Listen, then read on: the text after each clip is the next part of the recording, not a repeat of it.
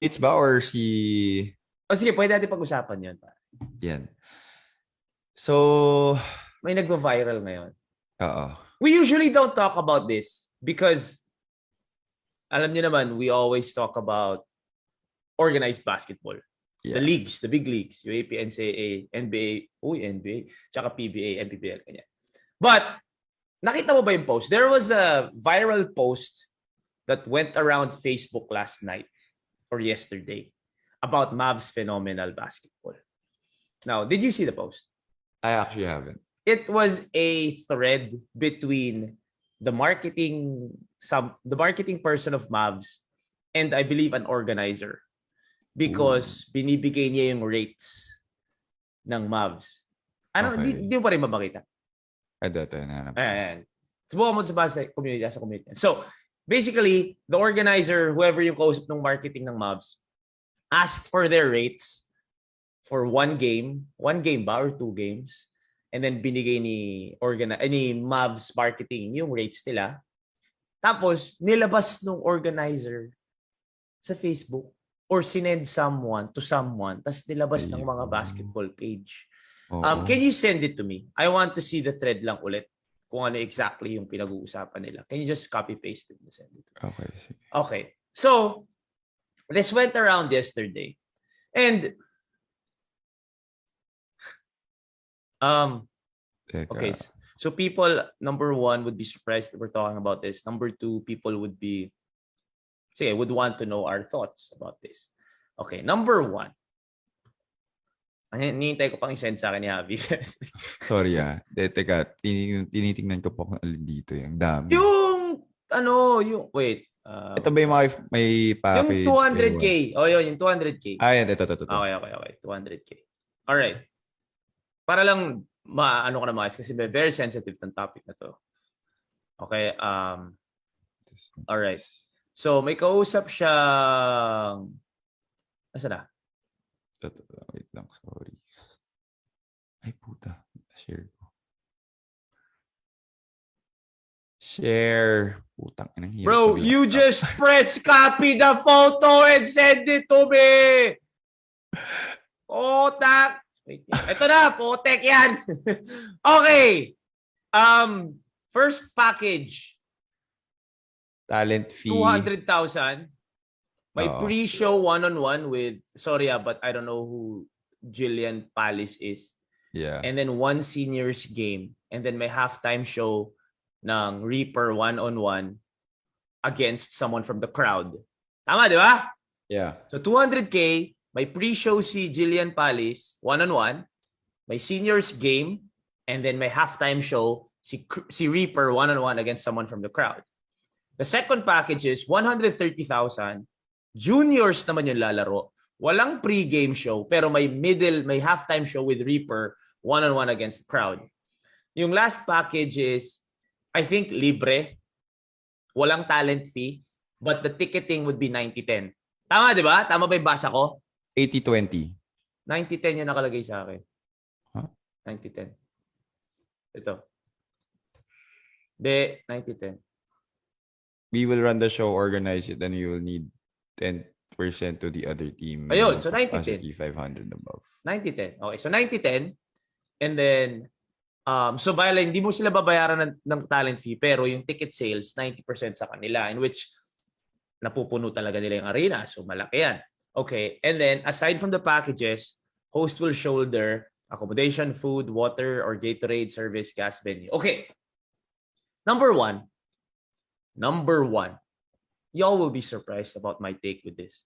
Number one, kung sino man yung organizer na to, you don't do that. Like, negotiations happen behind closed doors. Like, negotiations happen with anything, anyone, any industry. Host, magkano ka sa host? Mag-message kayo, mag-email kayo, magkano singil mo, kung ganito ang deliverables mo, collab, ganito deliverables mo, hindi lang host, arkitekto, ano pa ba? Lahat. When you want my services, you will have to reach out to me, ask me, kaya ko ba to? Magaling ba ako dito? Obviously, alam mo na yun, but mo reach out sa akin. Tapos, magkano ako per hour, magkano ako kung wedding event, magkano kung basketball event, kung show, kung collaboration, blah, blah, blah. And then I'll give you my rates. And then that is confidential shit. Like, that is confidential shit. Like, so to the organizer na medyo kinalat mo to, medyo waklas tong ginawa mo. To be honest with you. Waklas to, pare. Like, no one knows my rate but me and CK and the people that I talk to. The brands, no one knows your rate. Pag nag-host ka, no one knows Sam YG's rate na sobrang laki niyan. Sigurado pag nagpakasal yan or nag-host yan ng kasal, no one knows. Pero may usap-usap. Feeling ko si Sam. Ako, feeling ko si Sam, mga 80 yan, 90 eh.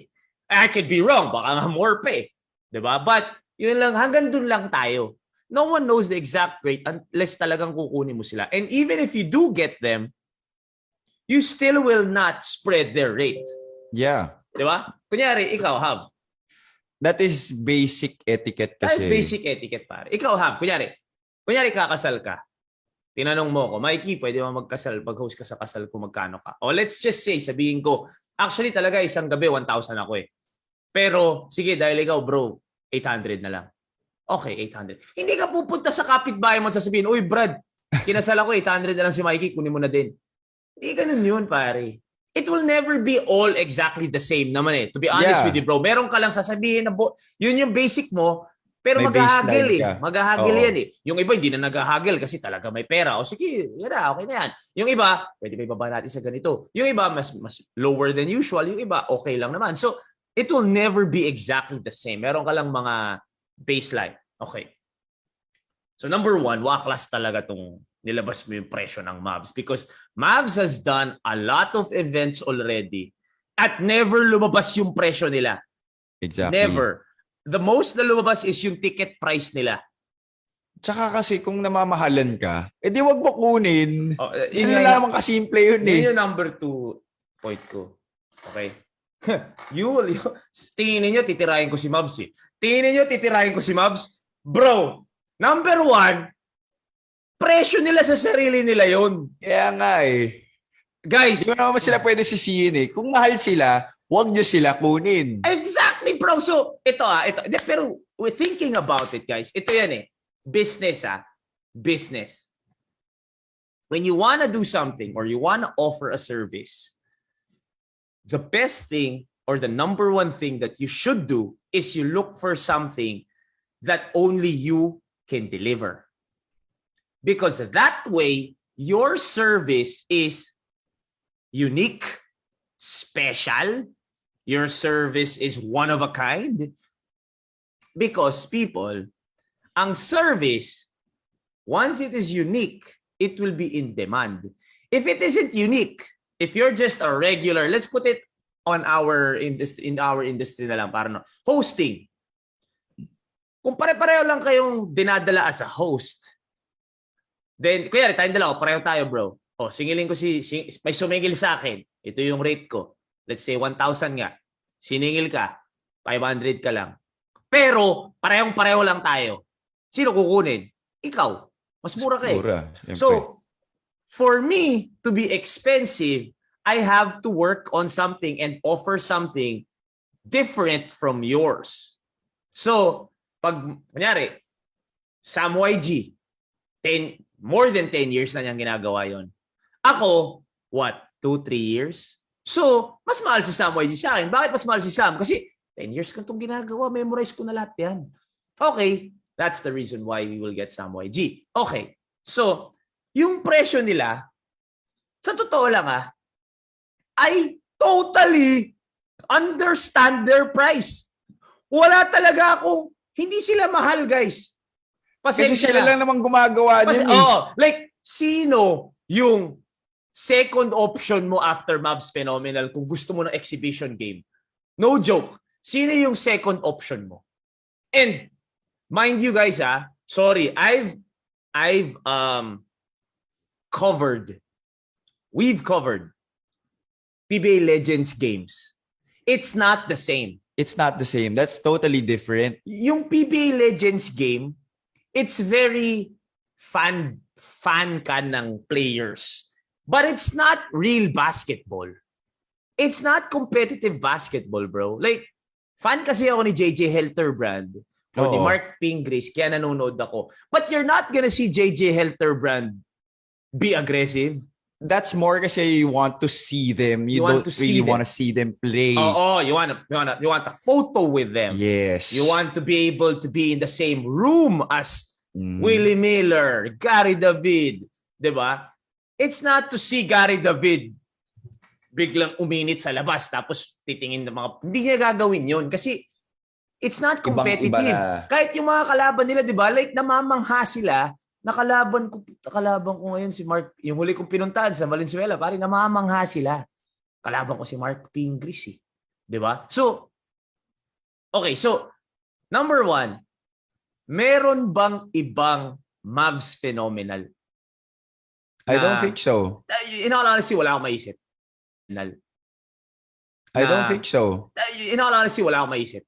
Ako rin. Yung pupunta sa wherever and put on a show, may team sila, may halftime show sila na one-on-one, tapos may pre-game show sila and put on a show. And number 2, fill the arena up. Wala akong maisip na ibang makakagawa nun, kundi Mavs phenomenal. So with that, yung service nila is one of a kind. So, natural mahal yan. Pare naman, bro.